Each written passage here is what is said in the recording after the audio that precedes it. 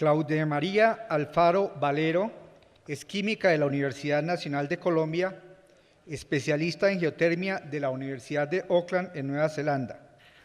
Es la coordinadora del Grupo Exploración de Recursos Geotérmicos del Servicio Geológico Colombiano, en donde profundiza en la investigación en geoquímica de fluidos y la integración de información geológica, geofísica y geoquímica para formular un modelo conceptual de sistemas geotérmicos en Colombia. La química Claudia María nos presentará la actualización del modelo conceptual del área geotérmica de Paipa. Invitamos a Claudia María al escenario. Muchas gracias. Buenos días. Antes que nada quiero expresar que me siento muy feliz de participar en este evento y de representar en él al Grupo de Exploración de Recursos Geotérmicos. Gracias a los organizadores de este evento. Gracias a los organizadores del evento porque ha sido muy exitoso y ha sido muy impresionante su trabajo. Voy a empezar por hacer un referente histórico acerca de los manantiales de Paipa. Proviene de las memorias de los viajes científicos a los Andes ecuatoriales y dice así. Cerca de la aldea de Paipa, en la hacienda del Salitre, existen fuentes de agua mineral dignas de atención por la enorme cantidad de sulfato de sosa que espontáneamente producen. Un arroyo atraviesa la hacienda del Salitre y en sus orillas, en diferentes puntos, se descubren una multitud de manantiales de agua caliente muy cargada de sales, de la cual se desprende una corriente constante de gas ácido carbónico. En el paso del arroyo para llegar a la casa de la hacienda encontré la temperatura de una de estas fuentes de 73 grados. Más abajo, muchas fuentes me dieron una temperatura desde 56 a 68 grados centígrados. Después de algunos días de tiempo seco, el terreno que está cerca del arroyo se cubre de fluorescencias salinas, de manera que algunos indios, barriendo sin cesar la superficie del suelo, pueden colectar en pocas horas una masa considerable de sulfato de sosa. Designan con el nombre de salitre esta sal en toda la comarca y lo van a los ganados para engordarlos. A partir de aquí, 1829, Bousingot documentó los manantiales termales de Paipa y las tres características principales que hoy todavía reconocemos: gran descarga de gases, de alta temperatura y una gran concentración de sales. La actualización del modelo conceptual del sistema geotérmico se hizo a partir de observaciones y de resultados en las temáticas indicadas en el diagrama, a partir de estudios geológicos, geofísicos y geoquímicos de fluidos de este grupo de trabajo del Servicio Geológico. Se hizo en dos etapas. En la primera, a partir de un modelo geológico geofísico, se definieron algunos rasgos geométricos necesarios para definir el escenario, que después fue complementado en el modelo conceptual. Y luego, en esa fase, se integraron entonces esos otros resultados con el fin de definir algunos rasgos característicos del sistema, en la fuente de calor, en el reservorio, en las zonas de descarga y recarga y en el sistema de circulación. A partir de ahora voy a citar y a ilustrar muy brevemente cada uno de estos trabajos, resaltando su principal aporte para la formulación del modelo. El área geotérmica de Paipa está localizada en el departamento de Boyacá, en la cordillera oriental. En su ambiente sedimentario está limitado al oriente y sur por el anticlinal de Tibasosa, al norte por el río Chicamocha, al que pertenecen estos depósitos cuaternarios, y al occidente por la falla Chivatá. De la cartografía geológica realizada por Velandia, Pardo y Cepeda y recientemente por Rueda, se destacan las fallas de basamento o de escamación gruesa que sirven como conductos para el fluido, para ingresarlos al reservorio y para sacarlos a partir de él. Sobresalen también los domos que se registran en la zona y que recientemente han sido cartografiados. Corresponden a los domos de Olitas, la Quebrada Honda Grande, el Alto de los Godos y un intrusivo denominado el Durazno, el cual tiene la única alteración superficial hidrotermal evidente en la zona, que corresponde a una alteración argílica y argílica avanzada. Las rocas del volcán de Paipa, de acuerdo con la composición establecida en los laboratorios del Servicio Geológico, corresponde a riolitas y traquitas y corresponde a la serie calco-alcarina. De acuerdo con un par de muestras de los domos del Alto de los Godos y de la Quebrada Honda Grande, se establece que el ambiente tectónico en el que se forman estas rocas es de arco volcánico.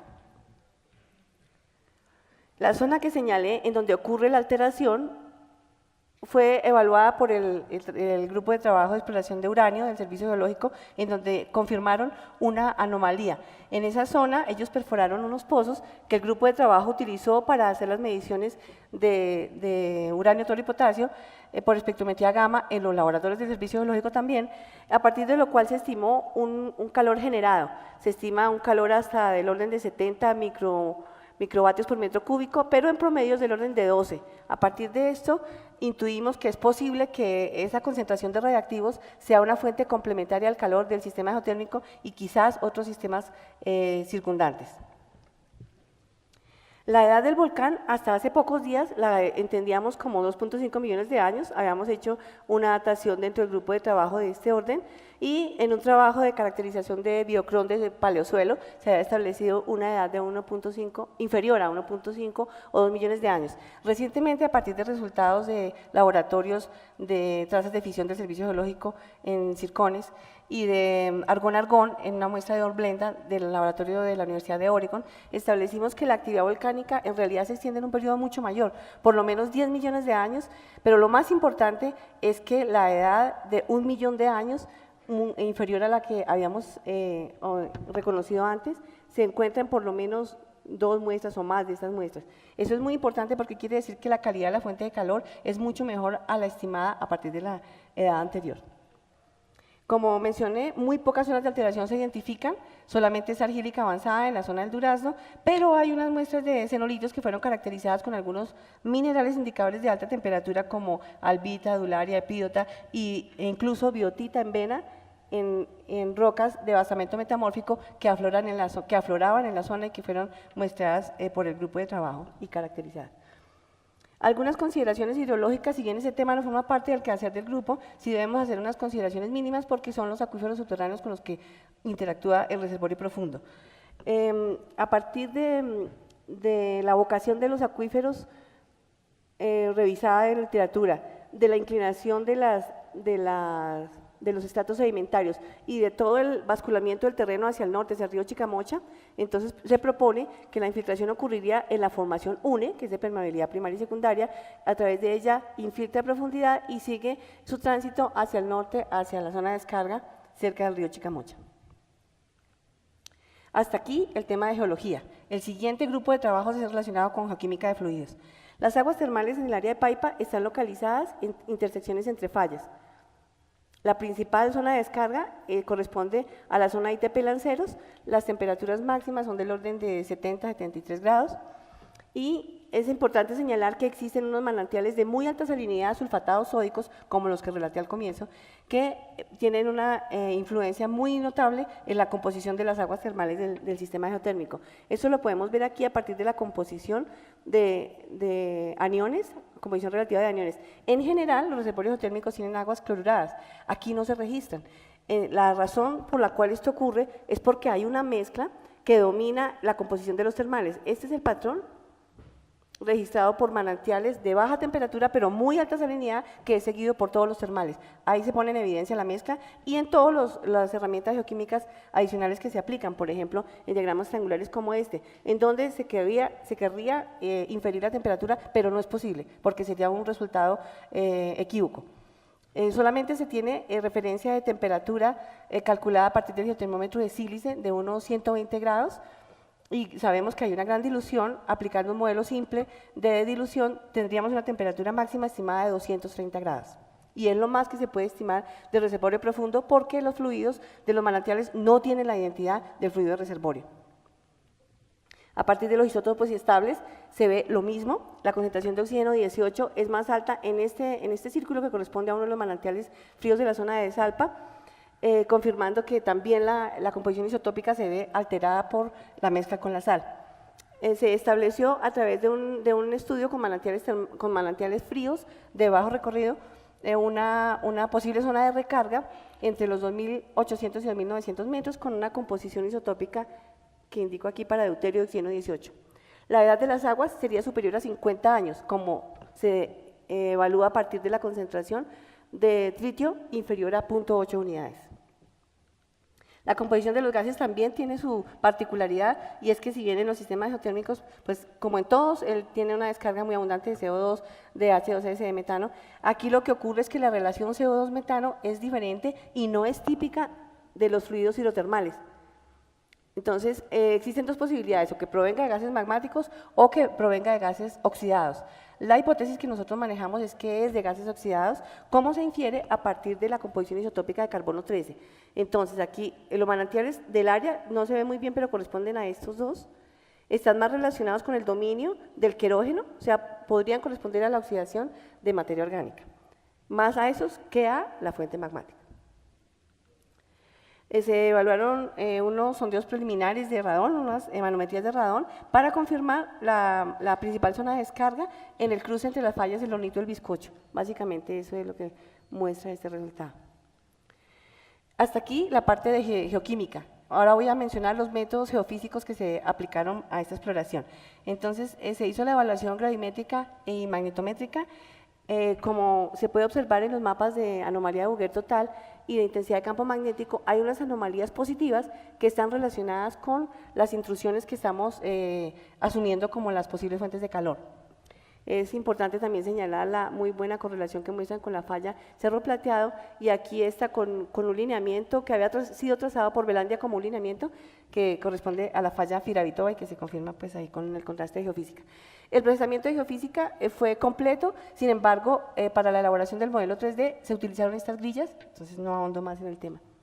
También se hicieron sondeos eléctricos verticales, a partir de lo cual se establecieron cortes y se hicieron mapas de isoresistividades, como los presentados en esa diapositiva, en donde se ve que en general pues, hay un cambio en las zonas conductivas. Aquí hay una zona conductiva muy amplia, estarían relacionadas con fluido circulante, con agua subterránea somera, con agua salobre, sobre todo en la parte de máxima evaporación del sistema que es en el norte, donde está el río Chicamocha, y también posiblemente a zonas de arcillas que corresponderían a capas ellos del sistema. Se hizo un estudio magnetotelúrico que voy a ilustrar aquí a partir de dos perfiles indicados como 1 y 2. El resultado es evidente, hay un modelo estructural claramente definido que se caracteriza por grandes contrastes. Ahí existe un cuerpo resistivo primeramente, que está relacionado con el núcleo del anticlinal de Tibasosa, unos cuerpos conductivos que tienen extensión vertical importante, algunos de ellos quizás podrían corresponder al conducto de ascenso de los intrusivos hoy encontrados en superficie, unas conductividades muy altas también relacionadas posiblemente con las concentraciones de sales cerca de la superficie y la resistividad como característica de la cobertura sedimentaria, que es intermedia, entre 8 y 100 ohmios metro.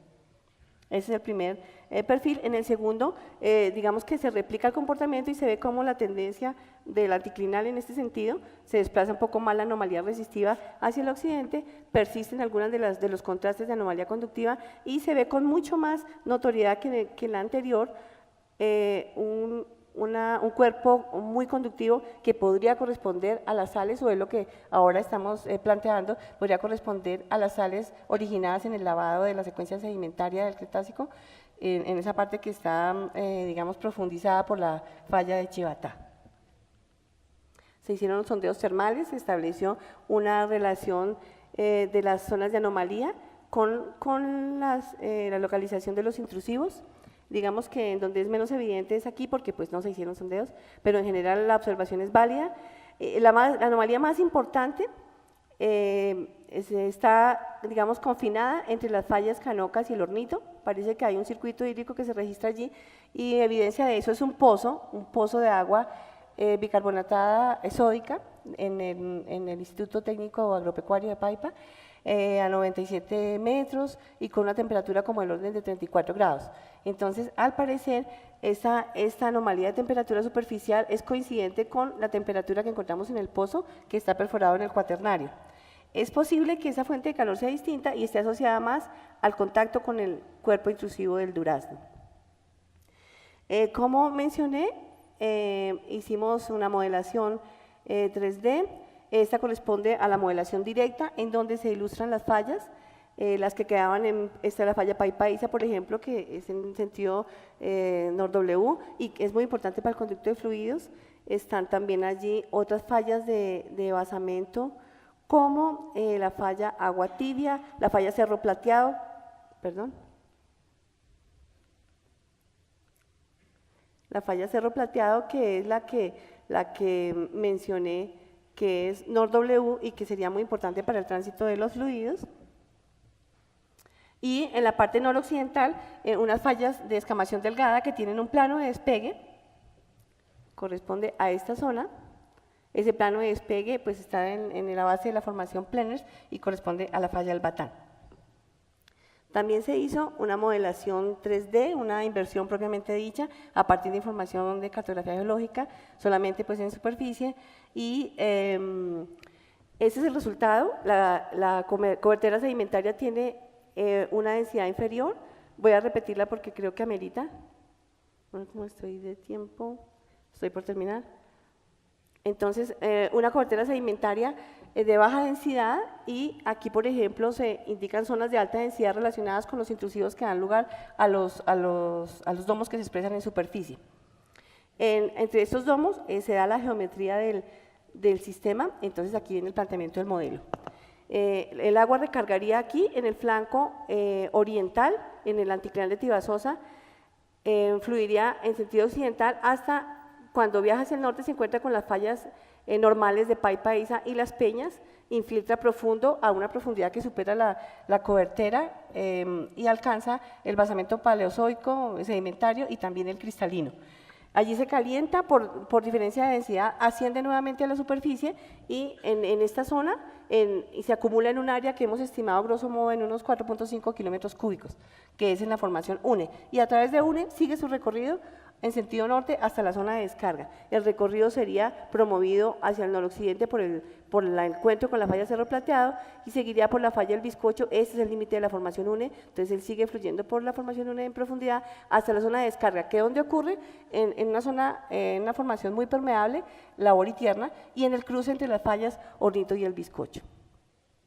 Aparentemente existe una circulación adicional entre las fallas Canocas y el Hornito al noroccidente de la zona. Esta es complementando pues la vista del modelo. Esta es la misma vista que hemos visto, lo que alimenta a Olita, lo que alimenta a los Godos. Si un observador se hiciera en este lugar, lo que vería sería este paisaje. Al occidente, los domos de Olitas, los domos de los Godos, y esto con algo de imaginación, la recarga fría fluiría hacia el centro y luego todo en sentido norte y aprovechando la basculación del terreno hasta llegar a la zona de descarga. Como conclusiones, el reservorio del sistema geotérmico se localiza entre los domos de Olitas y el Alto de los Godos. La fuente de calor es magmática y corresponde a intrusivos, algunos de ellos no tienen expresión superficial. La zona de recarga principal proviene del sur y sureste, fundamentalmente el anticlinal Tibasosa-Toledo. La dirección del flujo sigue la inclinación topográfica en el subsuelo de sur a norte. La infiltración profunda hasta niveles de basamento, rocas sedimentarias del Paleozoico y rocas cristalinas es favorecida por las fallas normales Paipaiza y Las Peñas. El ascenso del fluido caliente o upflow ocurre entre los domos y se acumula cerca de la superficie en la formación UNE, desde donde se inicia su circulación hasta la zona de descarga. Anomalías de muy alta conductividad eléctrica al noroccidente y centro del área estarían relacionadas con la fuente salada sulfatada sódica y el posible conducto de ascenso de los domos de Olitas. La zona de descarga principal ocurre entre la formación permeable La Boritierna, cerca del cruce entre el Hornito y el Bizcocho. El fluido caliente sufre procesos de mezcla importantes que enmascaran su composición e impiden una estimación confiable de la temperatura del reservorio. Y finalmente, al noroccidente del área, en un circuito de circulación diferente del sistema geotérmico descrito, separado por la falla Canocas, el agua subterránea somera de baja salinidad, evaluada en el acuífero del Cuaternario, registra una temperatura normalmente alta. La fuente de calor posiblemente estaría relacionada con el calor radiogénico del cuerpo intrusivo del Durazno. Esta es ya para terminar, es una ilustración de algunas imágenes muy representativas del área geotérmica, cristales muy grandes, centimétricos, de sanidina en el domo de la quebrada Onda Grande. Este es uno de los manantiales de baja temperatura, pero muy alta descarga de gases y de muy alta concentración de sulfato de sodio, en donde es evidente pues, la ausencia de oxígeno con la muerte de insectos y aves. La zona de inundación de Salpa es una planta de beneficio de sal, tal es la concentración de sal que existe en la planta de beneficio. y estas son las marismas o piscinas de evaporación. Este es un manantial frío que tiene una descarga permanente de CO2 que da el campanazo sobre que puede existir una fuente diferente a la del sistema geotérmico que es abundante en CO2. Manantial emblemático del área de Paipa, 53 grados, se denomina el Pozo Azul y tiene toda la influencia de las sales, al igual que el manantial Ojo del Diablo que se ubica también ahí en la zona del ITP Lanceres. Muchas gracias.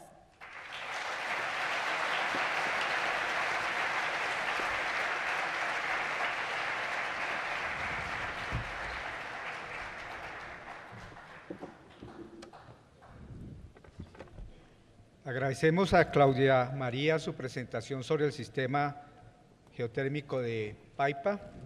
En reconocimiento, el Servicio Geológico le hace entrega del símbolo del simposio y le agradecemos mucho. No hay tiempo, preguntas. No, no se nos